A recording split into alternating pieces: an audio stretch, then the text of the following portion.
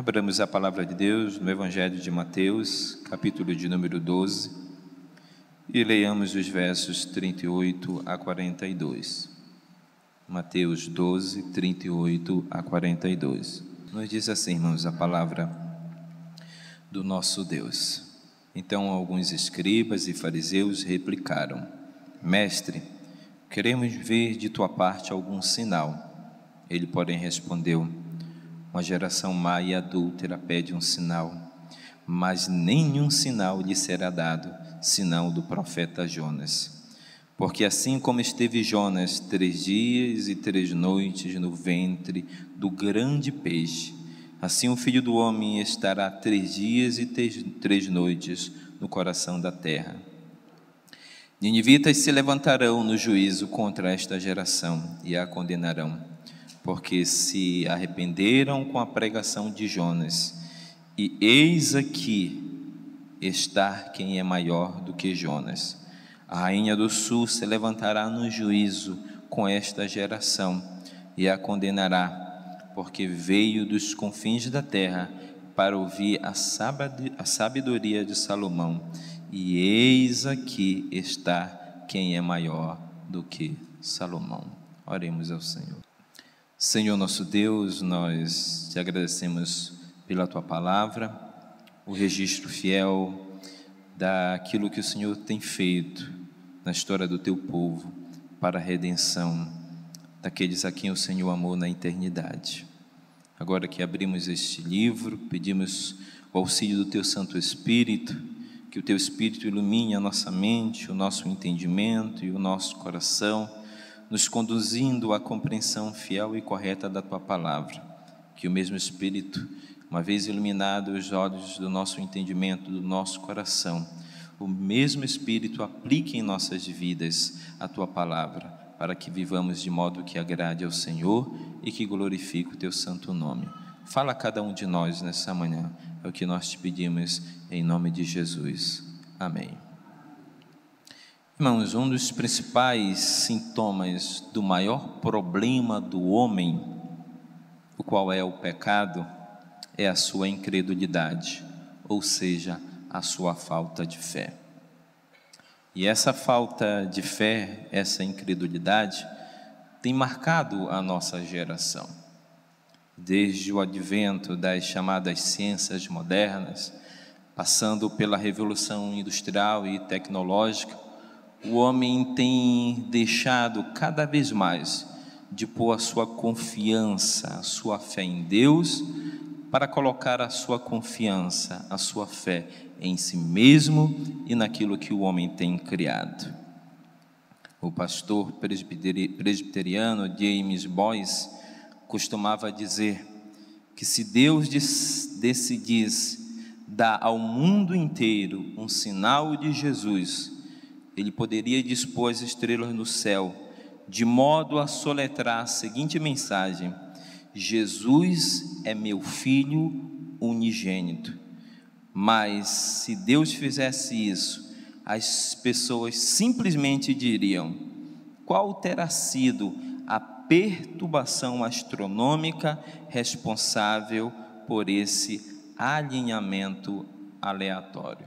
James Boyce estava certo. Ninguém daria mais crédito à Bíblia do que daria às mensagens das estrelas. Cabe a esta geração, irmãos, em que vivemos, as palavras de Cristo: geração má e adúltera.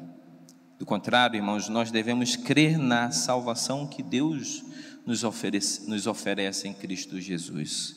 Devemos crer na salvação que vem do Senhor. E há nesse texto 2 razões porque nós devemos crer na salvação que vem do Senhor. A primeira razão é porque nos foi dado um sinal. E é exatamente isso que o texto nos apresenta, logo no início da sua construção, que diz o seguinte: então alguns escribas e fariseus replicaram: Mestre, queremos ver de tua parte algum sinal. Ao olharmos para essa pergunta dos escribas e fariseus, ela pode nos parecer uma palavra razoavelmente justa. Razoavelmente justa. Nos parece até piedosa essa petição que os escribas e fariseus haviam feito a Cristo Jesus. Porém, se nós olharmos para todo o contexto daquilo que nos é descrito desde o começo do capítulo de número 8, capítulo 9, capítulo 10 e capítulo 11, e até mesmo o início do capítulo de número 12, o qual já foram em outros momentos objetos de diversas exposições bíblicas, nós podemos perceber que Jesus já havia dado àqueles homens razões de sobra, evidências e sinais de que ele era verdadeiramente o Filho de Deus. Jesus já havia atestado suas palavras, Jesus já havia atestado a sua origem, a sua natureza, o propósito da sua vinda a esse mundo, não somente por meio das suas palavras pregadas. Jesus iniciou seu ministério justamente, irmãos, pregando a mensagem do reino de Deus, curando toda sorte de enfermidades, curando os enfermos e expulsando demônios. E a partir do capítulo 8 do Evangelho de Mateus, nós podemos perceber que Jesus, logo no início do seu ministério na Galileia, Jesus iniciou esse ministério de pregação do Evangelho do Reino, curando os homens das suas enfermidades. Jesus ressuscitou a filha de Jairo, Jesus curou a sogra de Pedro, Jesus andou sobre as águas e acalmou o mar, Jesus expulsou demônios. Havia inúmeras evidências que provavam que as palavras de Jesus, elas eram as palavras do Filho de Deus, de que aquele homem que estava diante deles, anunciando que o reino de Deus havia chegado entre os homens, não era outro senão o Filho do homem, senão o próprio Filho de Deus encarnado em pessoa. Mas Jesus, então, diante do pedido daqueles religiosos, chamados escribas e fariseus, classifica aquela geração, chamando aquela geração de geração má e adúltera, a qual lhe pediam um sinal. E Jesus responde então dizendo que nenhum sinal lhe seria dado, senão o sinal de Jonas, o profeta. Jesus qualifica aquela geração como má e adúltera, irmãos, em razão de que o coração deles realmente era mau. É isso que Jesus demonstra nos versos 33 a 37 do mesmo capítulo, onde Jesus fala a respeito das árvores e dos frutos, dizendo que a boa árvore produz bom fruto e que a má árvore produz mau fruto. E aquilo que eles proferiam a Cristo, as atitudes que eles demonstravam para com Cristo, suas palavras de sabedoria, nada mais eram, irmãos, do que fruto dos seus próprios corações, porque os seus corações eram maus. E Jesus ainda mais diz que eles eram uma geração má e adúltera. Adúltera aqui tem um sentido de infiel, porque em vez de eles crerem no cumprimento das palavras de Deus, das promessas de Deus anunciada, desde Gênesis, passando pelos profetas, eles rejeitavam a palavra de Deus e preferiam se deleitar nas suas próprias obras e nas coisas desse mundo. E por essa razão Jesus chama então essa geração de má e adúltera. E Jesus responde à indagação, ao pedido daqueles homens, dizendo que nenhum outro sinal lhe seria dado, porque Jesus já havia dado inúmeros sinais. Desde o primeiro momento em que Jesus curou os enfermos, expulsou os demônios, Jesus andou sobre o mar, Jesus acalmou a tempestade, até o momento em que ele ressuscitou a filha de Jairo, ele estava dando prova cabal de que ele era o Filho de Deus, de que os homens deveriam crer em sua mensagem. Mas diante desta interrogação, desta pergunta, ou melhor, desse pedido por parte dos escribas e fariseus, Jesus responde dizendo que apenas um sinal lhe seria dado. E esse sinal está no versículo 4, quando ele diz: porque assim como esteve Jonas 3 dias e 3 noites no ventre do grande peixe, assim o Filho do Homem estará 3 dias e 3 noites no coração da terra. O que Jesus está anunciando aqui, irmãos, é que o único sinal que seria dado àqueles homens incrédulos era a sua própria morte e ressurreição. Jesus faz menção a um fato histórico acontecido no passado, quando um profeta por nome Jonas havia sido chamado por Deus a ir a uma cidade chamada Nínive, e ali apregoar o juízo de Deus àquela cidade, convocando os homens ao arrependimento, a que crescem em Deus, arrependendo dos seus pecados e se convertessem a eles. E o capítulo de número 3 do livro de Jonas nos narra que depois de muito resistir ao chamado de Deus, Jonas foi àquela cidade, depois de ter passado pelo ventre do peixe e ali ter passado 3 dias e 3 noites, naquela escuridão, dias sombrios, Deus, de forma sobrenatural e miraculosa, fez com que Jonas fosse lançado em terra firme, e ele caminhasse então em direção à cidade de Nínive, para ali pregar a mensagem de arrependimento. E depois de ter chegado à cidade de Nínive, Jonas 3 nos diz que Jonas começou a percorrer a cidade de ponta a ponta e a pregoar, dizendo que em 40 dias a cidade de Nínive seria subvertida. E contrariando a própria vontade e o desejo do coração de Jonas, a palavra de Deus nos diz que os ninivitas, eles creram na mensagem de Jonas, eles se arrependeram dos seus pecados, eles se cobriram de sacos e de cinza, todos os homens, inclusive o rei, e eles se converteram dos seus maus caminhos. E houve então naquela cidade, irmãos, um grande avivamento promovido pela palavra de Deus. E nesse texto, Jesus disse que o único sinal que seria dado àqueles homens incrédulos seria o sinal do profeta Jonas. Ou seja, assim como Jonas havia passado 3 dias e 3 noites no ventre do peixe, assim Jesus passaria no coração da terra. Jesus estava se referindo aqui, irmãos, à sua própria morte e à sua própria ressurreição. Porém, havia um fato em meio a todo esse contexto, e esse fato, irmãos, era a incredulidade daqueles homens, que estava arraizada no coração de cada um deles. Lá em Lucas capítulo 16, verso 31, veja Lucas 16, 31,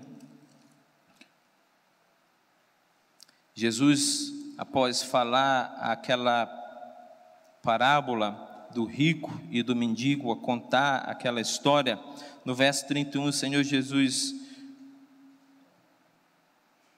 nos narra, o evangelista Lucas nos narra as palavras ditas por Cristo Jesus, no verso 31, dizendo: Abraão, porém, lhe respondeu: se não ouvem a Moisés e aos profetas, tampouco se deixarão persuadir, ainda que ressuscite alguém dentre os mortos. E em João 12, versos 9 e 10, João 12, versículo 9 e 10, quando Jesus foi ungido em Betânia por Maria, o verso 9 e 10 diz: soube numerosa multidão dos judeus que Jesus estava ali, e lá foram não só por causa dele, mas também para verem Lázaro, a quem ressuscitara dentre os mortos. Mas os principais sacerdotes resolveram matar também Lázaro, porque muitos dos judeus, por causa dele, voltavam crendo em Jesus. Percebam nesses dois textos, tanto em Lucas 16, 31, quanto em João 12, 9 a 10, que a incredulidade já estava arraizada no coração daqueles homens. Jesus havia dito que seria dado a eles um sinal, e o sinal que atestaria que Jesus Cristo era o enviado de Deus, que Ele era o Messias, que Ele era o próprio Filho de Deus. O sinal esse que daria créditos às palavras de sabedoria de Cristo Jesus. Mas o interessante, nós percebemos nesse texto que esses dois textos testemunham que, mesmo que um homem fosse ressuscitado dentre os mortos, estes não creriam que Jesus Cristo era o Filho de Deus, porque os seus corações já estavam dispostos a não crer na mensagem de Cristo, a não crer que Cristo Jesus era o Filho de Deus. E até mesmo diante de um acontecimento tão extraordinário, que foi a ressurreição de Lázaro, lá em João 12, quando esses mesmos líderes religiosos se dirigem a Jesus na cidade de Betânia, o texto nos diz que eles se voltaram contra Jesus e contra Lázaro para os matar, porque por meio do testemunho de Lázaro, muitos haviam crido em Jesus Cristo. Vejam que mesmo diante da ressurreição de um homem, acontecimento esse marcante para qualquer pessoa, para qualquer sociedade, em qualquer tempo, em qualquer época, aqueles homens não creriam que Jesus Cristo era o Filho de Deus, não dariam créditos às suas palavras de sabedoria, muito menos à sua mensagem, porque seus corações, irmãos, já estavam dispostos a não crer em Cristo Jesus. Jesus já havia dado muitos sinais, irmãos, de que Ele era o Filho de Deus. Nós devemos crer na salvação que vem do Senhor, primeiro, porque nos foi dado um sinal, e esse sinal é a morte e a ressurreição de Jesus Cristo dentre os mortos. A morte e a ressurreição de Jesus Cristo é o selo que atesta que Jesus Cristo era o Filho de Deus. Jesus Cristo se revelou sendo o Filho de Deus, porque Ele morreu, mas porque também Ele ressuscitou dentre os mortos. Ele morreu, Ele desceu à sepultura para levar sobre si os nossos pecados, as nossas iniquidades, as nossas transgressões, porque Ele recebeu na cruz do Calvário a ira de Deus que era contra nós, mas Ele não ficou detido pela morte.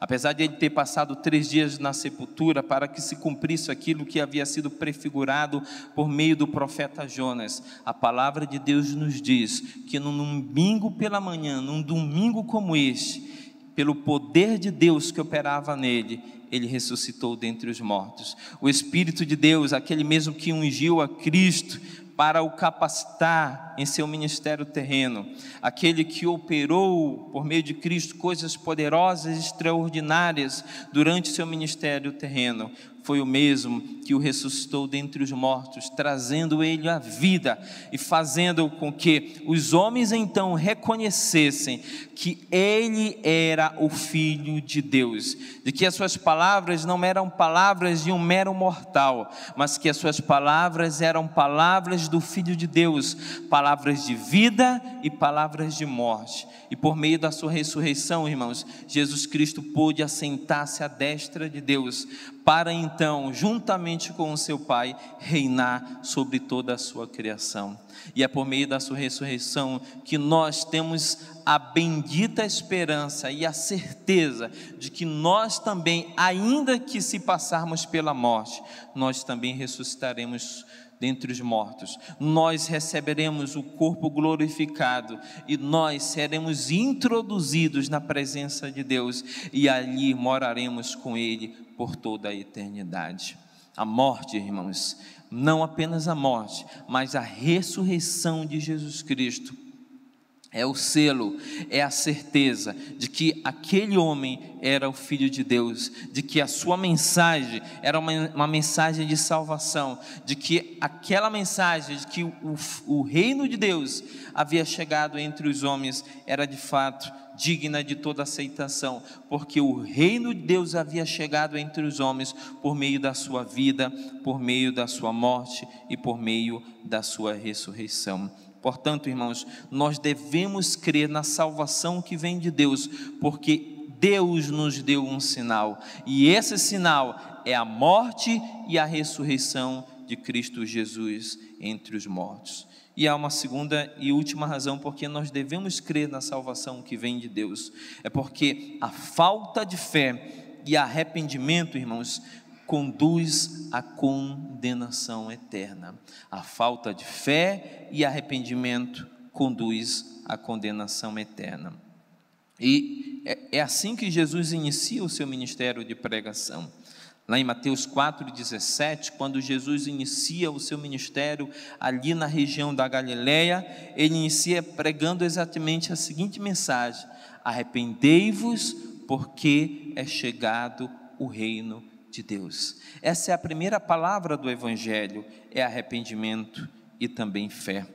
E nós podemos observar no próprio exemplo dos ninivitas, a fé e o arrependimento, quando Jonas, contrariando a sua vontade, iniciou a pregação da mensagem de juízo e de condenação na cidade de Nínive. A palavra de Deus nos diz que Deus operou de maneira sobrenatural a conversão do coração daqueles homens, e eles deram créditos à palavra de Jonas, creram na pregação de Jonas, se arrependeram dos seus pecados e se voltaram para Deus.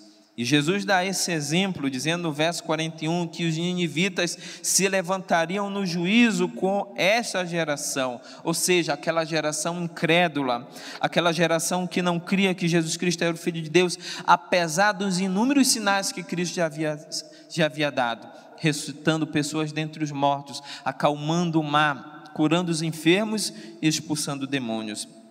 E Jesus diz que os ninivitas se levantariam no juízo para condenar aquela geração por causa da sua falta de fé e por causa da sua incredulidade. Porque de maneira contrária, aquela geração má, corrupta e adúltera, os ninivitas creram nas palavras de Jonas, se arrependeram dos seus pecados e se voltaram para Deus. Mas Jesus também dá um outro exemplo de fé e arrependimento, que é o exemplo da rainha de Sabá, que após ouvir as palavras de sabedoria de Salomão, deu crédito em suas palavras, e lá em 1 Reis, capítulo de número 10, ela pôde testemunhar com as suas próprias palavras, que o Deus dos hebreus, era o Deus verdadeiro, é o Deus que havia amado aquele povo, e havia dado um rei sobre eles, que reinaria com sabedoria e com graça. Eis que nas palavras de Jesus, diante deles estava alguém que era muito maior que Jonas e que Salomão, e que por essa razão eles deveriam dar muito mais crédito às palavras de sabedoria de Cristo e a própria pregação de Jesus. Porque, como ele diz no verso 40, versículo 40, parte B, porque ele era o Filho do homem, ou seja, ele era o próprio Filho de Deus encarnado entre os homens, aquele a quem Deus enviaria, a quem Deus daria o reino, o poder e a glória. Nesse texto, irmãos, Deus mostra, através de Cristo Jesus, de que os homens, eles não devem se mostrar incrédulos diante das evidências que Deus nos dá da sua salvação. A incredulidade, irmãos, ela é muito poderosa. Há um poder muito grande na incredulidade. E nós não devemos deixar de crer na salvação que Deus nos enviou por meio do seu Filho. Primeiro, porque Ele nos deu um sinal. E esse sinal é o Cristo morto e ressuscitado dentre os mortos. Nós devemos crer na salvação que Deus nos dá por meio de Cristo, porque a falta de fé e arrependimento conduz à condenação eterna. Aquela geração seria julgada por Deus e lançada em condenação eterna, porque apesar das evidências e dos sinais que Cristo, o próprio Cristo havia dado, de que Ele era o Filho de Deus, de que a sua mensagem era realmente verdadeira, uma mensagem que provinha dos céus, os homens, de maneira contrária, não creram em sua pregação e não creram em suas palavras de sabedoria, apesar de ele ser o Filho de Deus, o Filho do homem. 3 aplicações, irmãos, desse texto para as nossas vidas.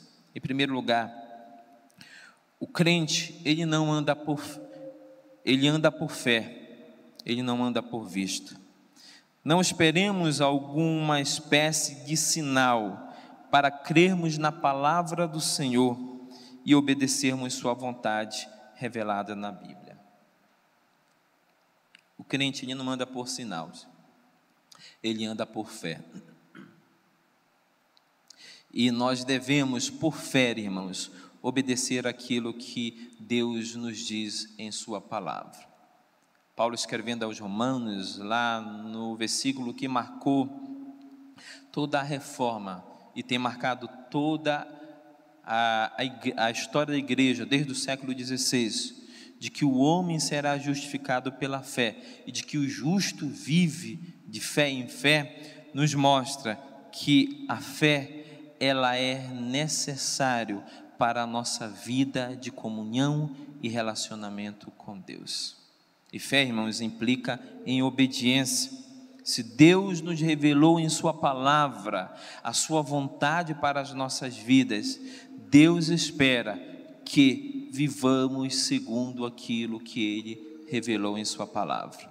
E não que busquemos sinais nas estrelas, não que busquemos sinais e maravilhas para então darmos créditos àquilo que Deus nos revelou na sua palavra. Se Deus nos diz que nós devemos viver desta maneira ou daquela maneira, andar segundo os seus mandamentos, os seus estatutos, a sua lei, as suas ordenanças, irmãos, por fé, nós devemos andar em seus estatutos, nós devemos obedecer tudo aquilo que Deus nos ordena.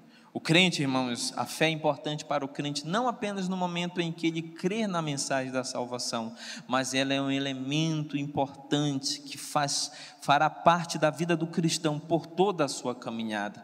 É por essa razão que Paulo, citando o profeta Abacuque, diz que o justo viverá por fé, porque é pela fé que ele vive.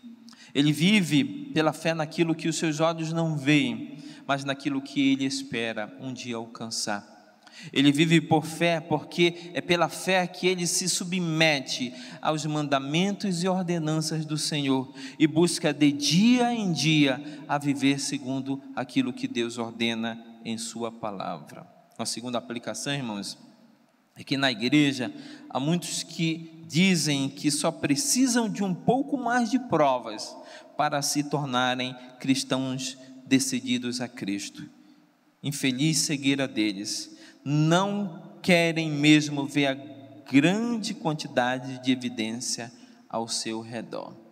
É muito comum nas igrejas muitas pessoas frequentarem e dizerem: eu só preciso de um pouco mais de evidência, quem sabe um pouco mais de uma argumentação mais elaborada para crer na mensagem do Evangelho, para me voltar a Cristo com fé e arrependimento dos meus pecados e crer que Ele é o único caminho de salvação para a minha vida.